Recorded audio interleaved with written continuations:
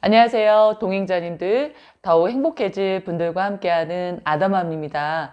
오늘은 금융위기에 세배 레버리지 ETF에 대해서 말씀을 드립니다.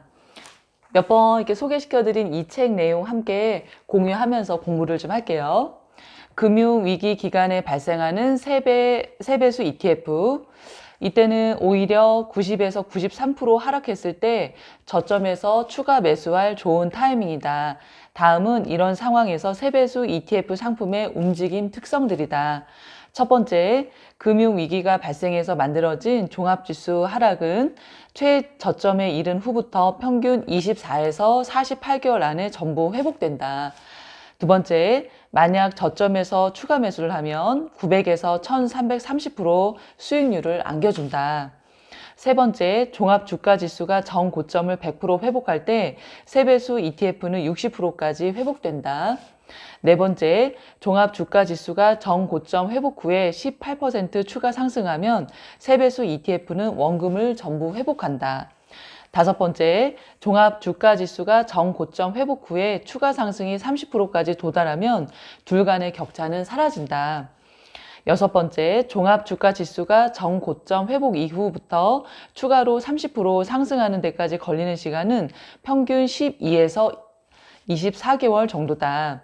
일곱 번째, 그 이후 세배수 ETF는 일배수 주식 수익률을 추월을 다시 가동한다. 여덟 번째, 미국의 경우 금융위기는 30에서 40년에 한 번 정도 일어난다. 그러니까 여기에서는 그런 금융위기가 발생을 할 때도 추가 매수를 한다 하면 좋다는 이제 말씀을 다시 한번 해주세요. 저희가 지금까지 계속 얘기를 나눴던 부분이죠. 필자는 주식시장에서 빈번하게 발생하는 하락장 4가지, 기술적 조정장, 대조정장, 대폭락장, 금융위기 시스템 붕괴에서 세배수 ETF 상품이 어떻게 움직이는지에 대한 설명을 완료했다. 그 4가지 중에 저는 네 번째를 말씀을 드린 거고요. 2008년 글로벌 금융위기와 같은 심각한 위기를 맞아도 세배수 ETF 상품은 3에서 5년 안에 원금 회복이 가능하다.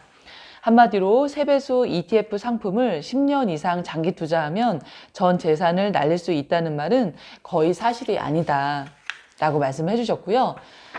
정리해보자. 세배수 ETF로 장기 투자하면 쪽박된다? 아니다. 주식시장에서 그 어떤 대폭락 상황이 벌어져도 전 재산을 날리는 대재앙을 피할 방법은 얼마든지 있다. 손실이 일어나도 원금 회복은 시간 문제일 뿐이다. 오히려 대폭락을 이용하는 역발상 투자를 한다면 세배수 ETF 투자로 10년 동안 수익률 100배의 초대박을 기록할 수 있다. 우리가 이런 ETF, 특히 그 TQQQ 같은 세배수 ETF를 투자를 할 때 걱정이 되는 게 오를 때는 상관이 없는 거죠. 그런데 이렇게 내려올 때, 하락장일 때, 그것도 크게 내려올 때 이제 걱정이 되는 건데, 이 책에서도 말씀을 해주셨지만, 그럴 때 추가 매수를 하고 기다리면 나중에는 1년, 2년 또 좀 더 시간이 흐른 후에는 다 회복이 된다. 그리고 그 후에는 수익률이 높아진다라는 말씀을 다시 한번 해주셨어요. 그래서 제가 TQQQ를 모으는 통장 3가지를 공개를 하죠. 하나는 이제 2천만 원 거치한 거요. 그때 170달러 주고 샀던 것 같은데, 그래서 오늘 주가를 보니까 144달러 정도 됐어요. 어제에 비해서도 마이너스 3.27% 정도가 내려왔죠. 그렇기 때문에 수익률도 낮고 지금 이제 한 마이너스 300만 원 그 이상이 이제 마이너스가 됐어요. 그리고 하나는 제가 100만 원어치 사고 월 한 20만 원어치 사는 통장을 또 공개를 해드리죠. 총 주식수는 한 10주 정도가 되고요. 이것도 맨 처음에 한 132달러에 샀기 때문에 마이너스는 아니지만 그래도 수익률이 좀 많이 내려왔어요. 그리고 또 하나는 저희 남편하고 같이 모으는 통장인데 그거는 지금 주식수는 215개 정도가 되죠. 그런데 이것도 이제 수익률이 지금은 마이너스입니다. 그래서 저는 전혀 걱정 당연히 안 하고요. 저는 10년 이상 장기 투자를 할 사람이기 때문에 올랐다 내렸다 하는 거 너무나도 당연하게 생각하고 있습니다. 그래서 제 통장 지금도 이런 상황이라는 거 말씀을 드리고요. 그리고 TQQQ 요즘은 들락달락 등락이 이게 조금 있죠. 그래서 좀 안 좋지만 또 전체적인 그래프를 보면 예전보다 훨씬 더 많이 올라왔다는 거 그래프 한 번 더 다시 보여드립니다. 그래서 이렇게 TQQQ는 오르다가도 내리기도 하고 내리다가도 올라가기도 합니다. 그러니까 그냥 가만히 두시면 돼요. 그리고 이제 영상을 보시는 분들 각자의 기준에 따라서 매수를 하시면 됩니다. 그렇게 꾸준히 해나가시면 돼요. 그래서 저희가 할 일 열심히 하시면 되고요. 자, 오늘은 완벽한 공부법이라는 책을 또 소개를 시켜드려요. 여기에서 고정형 사고방식, 또 성장형 사고방식에 대해서 말씀을 해주시거든요. 굉장히 좀 재밌어요. 보시면 연구를 통해 인간은 자기 존재에 관한 두 가지 믿음이 있다는 것을 알아냈다. 하나는 자기 자신을 고정적으로 바라보는 것이다. 예를 들어 지능과 성격은 변하지 않는다. 그러므로 모든 사람은 타고난 대로 고정된다고 생각하는 것이다. 이를 고정형 사고방식이라고 한다. 반대로 지능과 성격도 변하며 노력만 한다면 모든 사람은 변한다고 믿는 사람이 있다. 이런 사람을 성장형 사고방식을 가진 사람이라고 한다. 이렇게 말씀을 해주셨고, 첫 번째 이제 자기 관점을 보면 고정형은 지능과 성격이 고정된 것이라고 본다. 하지만 성장형은 지능과 성격은 변한다고 믿는다. 두 번째 도전을 보면요. 고정형은 자기가 잘할 수 있는 것에만 매달리는 경향이 있다. 어려운 도전은 실패했을 때 자신의 이미지가 손상되기 때문에 피한다.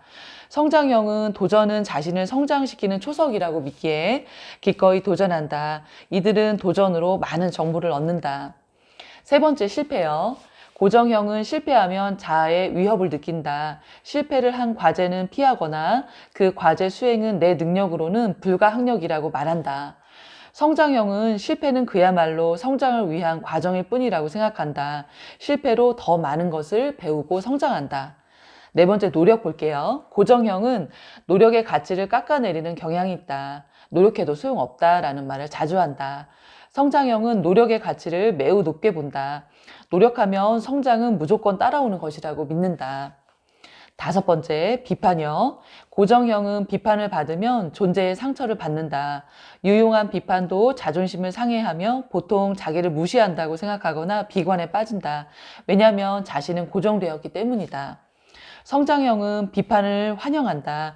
비판으로 성장하고 개선된다고 믿기 때문이다. 여섯 번째, 다른 사람의 성공이요. 고정형은 다른 사람의 성공을 보며 열등의식을 느끼거나 성공한 사람의 재능을 찬양하는 경향이 강하다. 하지만 성장형은 다른 사람의 성공을 보며 배울 점을 찾으려고 노력하며 성공한 사람의 노력에 초점을 맞춘다. 영상을 보시는 분들은 어느 쪽에 있으세요? 고정형 사고방식, 성장형 사고방식. 보니까 이제 성장형 사고방식이 이제 좋은 것 같아요. 그래서 이렇게 나를 발전시키는 쪽으로 계속 노력을 하시고요. TQQQ가 떨어지든 또 올라가든 아무 상관없이 그 주가는 알아서 성장을 할 거니까 나는 또 내 능력을 성장시키기 위해서 이런 성장형 사고방식을 갖고 앞으로 여러 면에서 좀 발전된 모습으로 이렇게 되셨으면 좋겠습니다. 그러면 오늘 월요일이에요. 이번 한 주도 애쓰시고요. 영상 끝까지 봐주셔서 감사합니다. 또 다음 영상에서 찾아뵐게요. 안녕히 계세요.